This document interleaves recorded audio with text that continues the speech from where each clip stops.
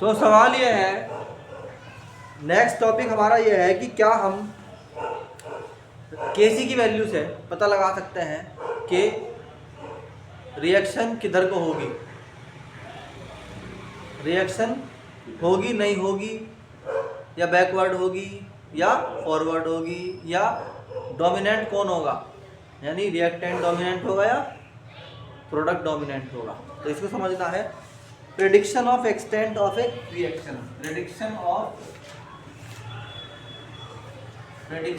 Extent of a, बोलो भाई, reaction. देखो मेरी बात सुनो, सबसे पहली बात यह है कि ये नीट के लेवल की बात दिखाने वाला है, बहुत ही इंपॉर्टेंट है, असर्शन और रीजन में आ सकती है। केसी की वैल्यू से आप नहीं पता लगा सकते कि रेट ऑफ रिएक्शन क्या है, बस इस बात को ध्यान रखें। We can not calculate, we can not determine, खतरनाक वाली लाइन है, we can not determine the rate of reaction from value of, अरे बोलो भाई, केसी और केपी। हम केसी या केपी की वैल्यू से नहीं निकाल सकते what is the rate of, बोलो भाई, रिएक्शन, ठीक। बट हम कुछ चीजें निकाल सकते हैं। क्या? नंबर 1 भाई, बहुत ही इंपॉर्टेंट चीज है, अगर केसी की वैल्यू बहुत ज्यादा है, यानी 10 टू द पावर 3 से भी ज्यादा है, भाई तुम समझ नहीं रहे मैं क्या कह रहा हूं। अगर केसी की वैल्यू 10 टू द पावर 3 से भी ज्यादा है, इसका मतलब रिएक्शन फॉरवर्ड ही फॉरवर्ड है, बस बैकवर्ड में कुछ नहीं है। नहीं आई बात समझ में? तो हम बोलते हैं कि इसमें प्रोडक्ट क्या है, प्रीडोमिनेंट है। द प्रोडक्ट इज, बोलो, प्रीडोमिनेंट। कोई पूछे भाई क्यों जी, क्यों जी? क्योंकि केसी की वैल्यू जो है ना, वो क्या बताती है, प्रोडक्ट की कॉन्सेंट्रेशन ओवर रिएक्टेंट की, यानी रिएक्टेंट डिवाइड होने के बाद भी 10 टू द पावर 3 रह गया, कितना कम होगा फिर इसके मुकाबले? भाई हजारों गुना है कि नहीं ऊपर इससे? भाई अगर यहाँ 10 टू द पावर 3 से ऊपर आ रहा है, इसका मतलब 10 टू द पावर 4 आ रहा है मान लो, तो इसका मतलब रिएक्टेंट कितना कम है इसके मुकाबले, कि डिवाइड होने के बाद भी 10 टू द पावर 4 आ रहा है। प्रोडक्ट ज्यादा है ना, इसका मतलब ऊपर वाला ज्यादा है ना, या जी। भाई अगर मैं कहूँ कि 10 टू द पावर 4 यानी कि 10,000 है डिवाइड होने के बाद, तो इसका मतलब अगर यहाँ पे 1 लाख होगा तो यहाँ 10 होगा, तो 10,000 आया होगा। इसका मतलब डोमिनेंट कौन हो गया, डोमिनेंट का मतलब हावी कौन हो गया इस रिएक्शन में, प्रोडक्ट हो गया ना। नहीं आ रही बात समझ भाई? इसका मतलब ये है ना, प्रोडक्ट फॉर एग्जांपल अगर प्रोडक्ट जो है वो 10 की पावर 5 है और ऊपर आना कितना है, 10,000 है, तो कम से कम तो रिएक्टेंट जो है वो 10 टू द पावर 1 होगा। अब भी समझ में नहीं आई बात? इसका मतलब क्या हुआ कि प्रोडक्ट बहुत ज्यादा है रिएक्टेंट से, तो ये रिएक्शन ऐसी है कि डॉलर हो गई। इस रिएक्शन में क्या है, प्रोडक्ट इज प्रीडोमिनेंट, प्रोडक्ट ही ज्यादा है इसमें, यानी ये रिएक्शन डलते ही क्या हो जाएगा, एकदम फास्टली होगी, बहुत तेजी के साथ। नहीं आई बात समझ में? एग्जाम्पल ले लो इसका, फॉर एग्जाम्पल लेता हूं मैं। अगर तुमने H2 को I2 के साथ मिलाना, O2 के साथ मिलाना है और बनाना है 2H, बोलो भाई, 2O। सबसे पहले बताओ कितना रखा है तुमने इसके अंदर टेम्परेचर। तुमने कहा जी हमने इलेक्ट्रोलाइसिस करा है जी, क्या करा, इलेक्ट्रोलाइसिस करा है, यानी वाटर ही वाटर दिखाई देगा बस। अब कितने टेम्परेचर पर, 500 केल्विन पर। एनसीईआरटी को पढ़ो ऐसे जैसे बिल्कुल खेल कर रहे हो, कहानी पढ़ रहे हो, तो पेपर में 700 प्लस वैसे कूदोगे 700 प्लस में। तब वो बोलता है कि इस कंडीशन में केसी की वैल्यू होती है 2.4 इंटू 10 टू द पावर 47। कितनी ज्यादा होगी इक्विलिब्रियम होने के बाद, यानी जब तुम्हारा स्टेट, इसका मतलब क्या हुआ, इसका मतलब ये हुआ कि ये बहुत ही कम है इसके मुकाबले इक्विलिब्रियम में जाने के बाद। अगर तुमने कंटेनर में ये दोनों डाल दिया तो रिवर्स में बहुत ही कम बनेगा। ये कितना बन रहा है, 2.4 इंटू 10 टू द पावर 47 गुना बन रहा, किसके, इसके मुकाबले ये। तो ये इसके मुकाबले कितना बन रहा होगा अगर तुम निकालना चाहो तो, K dash C 1/2.4 into 10 to the power 47, उल्टा। नहीं आई बात समझ में? तो ये बात तो समझ लिखने की है नहीं, सिर्फ ये लिखने की है ऊपर वाली कि इसमें, ठीक है। ऐसे ही एग्जाम्पल और है, फॉरवर्ड रिएक्शन का एग्जाम्पल है कि अगर तुम हाइड्रोजन लेते हो गैस में और लेते हो क्या, क्लोरीन, तो वो जब पहुंचता है इक्विलिब्रियम पर तो बनाएगा क्या, हाइड्रोक्लोरिक एसिड 2HCl, और कौन सी स्टेट में, गैसियस में।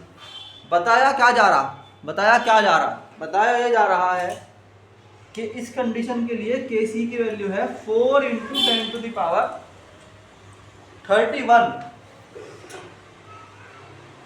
बात को समझो। और टेम्परेचर कितना है, 300 केल्विन का। इसका मतलब कितना ज्यादा है ये, HCl कितना ज्यादा बन रहा है इसके मुकाबले। रिवर्स में तो रिएक्शन हो ही नहीं, ना के बराबर हो रही, वही पहले वाली बात।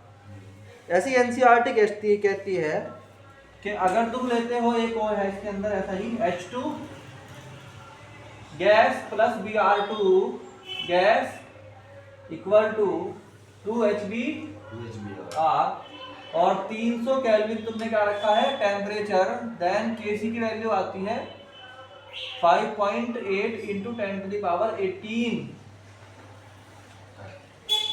5.4 × 10⁻। इसका मतलब कितना ज्यादा, HBr बहुत ज्यादा है। तो हम ये बात लिख सकते हैं कि हियर HBr की कॉन्सेंट्रेशन क्या है, बहुत ज्यादा है किसके मुकाबले, H2 और इसी तरीके से H2O की कॉन्सेंट्रेशन इक्विलिब्रियम के कंडीशन में बहुत ज्यादा है H2 और O2 से। इसी तरह HCl की कॉन्सेंट्रेशन बहुत ज्यादा है H से और Cl2 से। नहीं आई बात समझ में? बोलो, इसी में से क्वेश्चन बनता है भाई, यही से क्वेश्चन बनता है। अब अगर वो कहने लगे दूसरे केस में, केस नंबर 2, कि Kc की वैल्यू बहुत कम है, यानी कि 10⁻³ से भी कम है, तो अब कौन डोमिनेंट हो गया, रिएक्टेंट। प्रोडक्ट हो बन ही नहीं रहा भाई, इसका मतलब प्रोडक्ट बहुत ज्यादा है, तो प्रोडक्ट बन ही नहीं पा रहा, मतलब समझ में आई बात। तो हम कहते हैं कि reactant is predominant, reactant is predominant. Predominant का मतलब बहुत ज्यादा है, क्या, रिएक्टेंट ज्यादा है।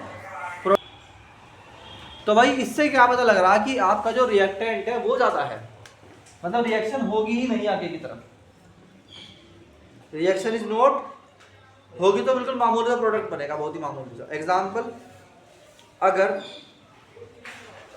H2O को तोड़ोगे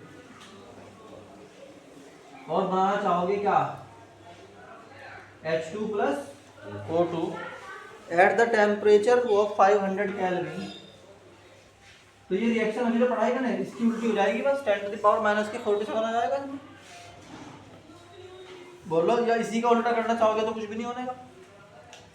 तो यहाँ क्या आ जाएगा, Kc, ये देख लो 10⁻⁻47 में आ जाएगा। अगर इस रिएक्शन को उल्टा करना चाहोगे, यानी कि HCl तो H2 और Cl2 में, तो Kc कितना हो जाएगा, 10⁻31। और भी इस तरह की रिएक्शंस हैं जिसमें दी जाती हैं एग्जाम्पल पे, जैसे for example N2 + O2 = NO2, तो ये भी बहुत रेयर रिएक्शन है। 10⁻ कितना आता है इसके अंदर, लगभग 10⁻³ आता है इसमें। नहीं आई बात समझ में? तो ये बहुत, मतलब ये रिएक्शन जिसमें Kc की वैल्यू बहुत कम है, ये फॉरवर्ड होती ही नहीं, इनमें रिएक्टेंट ही डोमिनेट रह जाता है बस। ठीक, इनको रख दोगे ना तुम एक साथ। अब देखो फॉर एग्जांपल सोचो, अगर होया करती है रिएक्शन, तो जितनी भी नाइट्रोजन है एनवायरनमेंट की, सारी ऑक्सीजन से मिलकर क्या कर लेती, NO2 बना लेते, तो तुम मर जाते, ऑक्सीजन बचती ना। नहीं आई बात समझ में? चलो इसे करो, रब करो। तो अब थर्ड पार्ट इसमें यह है कि अगर Kc की वैल्यू कम है 10⁻³ से, मगर ज्यादा है 10⁻³ से, तो क्या है ना, इन दोनों के बीच में तो हो सकती है ना वैल्यू। तो हम कहेंगे कि फिर क्या होगा, डिपेंडिंग अपॉन द वैल्यू, फिर बात करेगी किस पे, डिपेंडिंग अपॉन द वैल्यू। हम डिपेंड बताएंगे वैल्यू किसके पास ज्यादा है, depending upon the value value के ऊपर डिपेंड करेगा कि वो फॉरवर्ड होगा या बैकवर्ड होगा। फॉर एग्जांपल इनके बिल्कुल बीच में जीरो है वैल्यू, तो जीरो का मतलब क्या हुआ, नाइदर फॉरवर्ड बोलो नॉर बैकवर्ड, ना तो होगी क्या बैकवर्ड ना फॉरवर्ड, कुछ भी नहीं होने का। अब फॉर एग्जांपल 10⁻⁻2 है, इसका मतलब क्या हुआ, रिएक्टेंट ही क्या है ज्यादा बनेगा, प्रोडक्ट कम बनेगा। तो हम कह देंगे रिएक्टेंट जो होगा वो क्या होगा, मोर देन। अगर कोई कह देंगे 10⁻+2 है तो वो किसकी तरफ को ज्यादा है, इसकी तरफ को, तो हम कह देंगे प्रोडक्ट क्या होगा, ज्यादा होगा किससे, इस तरह की कंडीशंस बननी है और कुछ नहीं। ठीक, तो रिएक्शन में अगर आज के बाद तुम्हें कभी केसी की वैल्यू मिलती है और वो ऑब्जेक्टिव में नीट में पूछने लगे तुम्हारे से कि बताओ भाई केसी की वैल्यू को देख के बताओ कि रिएक्शन ज़्यादा में प्रोडक्ट बन रहा या रिएक्टेंट बन रहा है या क्या बन रहा, तो तुम इसके अकॉर्डिंग बताओगे। समझ में नहीं आई बात, यानी इस तरह समझ लो कि 0 है, इधर को 10 है, इधर को 100 है, इधर को 1000 है, इधर को 10⁻4 है, इधर की तरफ को 10⁻5 है, इधर 10 बोलो -1 है, 10⁻⁻2, 10⁻3, 10⁻4 एंड सो ऑन है। तो हम कहेंगे अगर वैल्यू यहाँ है तो कुछ नहीं हो रहा, नथिंग हैपनिंग। अगर वैल्यू इधर को जाए तो प्रोडक्ट डोमिनेट करता जा रहा, प्रोडक्ट ज्यादा है और रिएक्टेंट कम है।